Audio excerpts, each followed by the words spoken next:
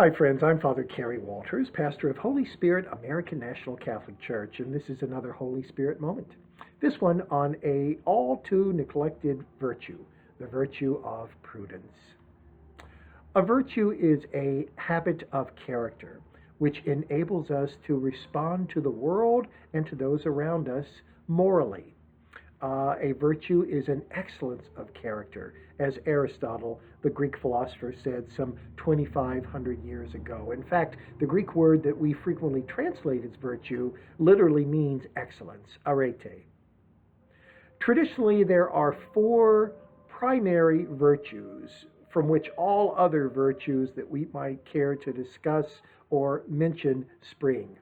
These four virtues are called cardinal virtues, after the Latin word for hinge, precisely because all of the other virtues hinge upon them.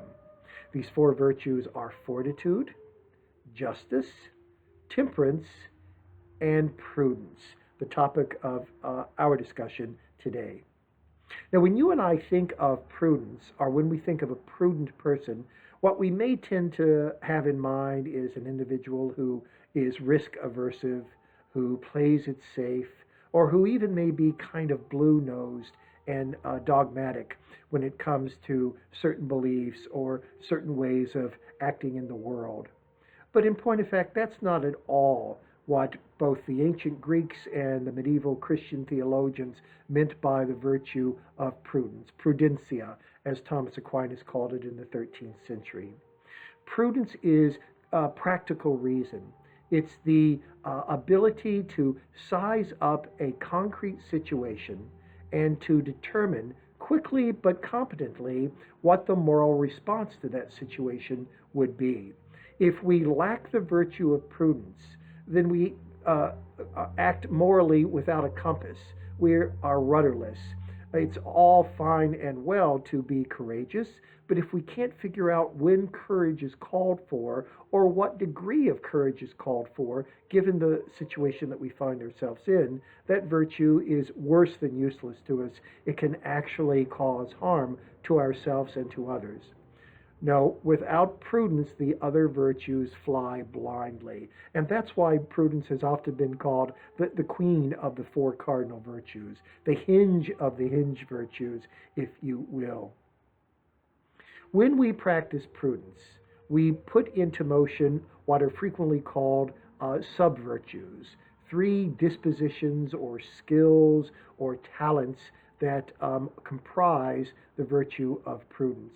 And I think it's instructive to take a quick look at them because it gives us a better feel for what prudence itself is.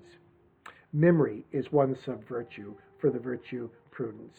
In order to accurately size up any given situation, we have to have some kind of a backlog of memory. We have to be able to recall precedents, similar cases, and how those similar cases were properly responded to. And these cases are not only memories that we might have personally experienced, but memories of the experiences that other people have described to us and for us.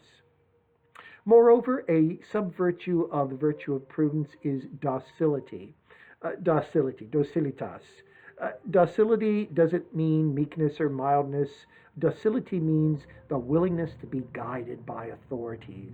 And in this case, we're talking about moral authorities. We're talking about sages. We're talking about moral philosophers and theologians. We're talking about simple, ordinary people who live really decent, good lives, who are able to counsel us and to guide us and to train us in the appropriate use of prudence in the world in which we live and circumstances in which we encounter.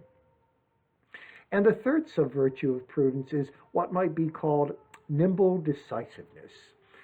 In many moral situations, in many situations that call for moral responses on our part, we don't have a whole lot of time to deliberate and to debate. We have to act, and we have to act quickly.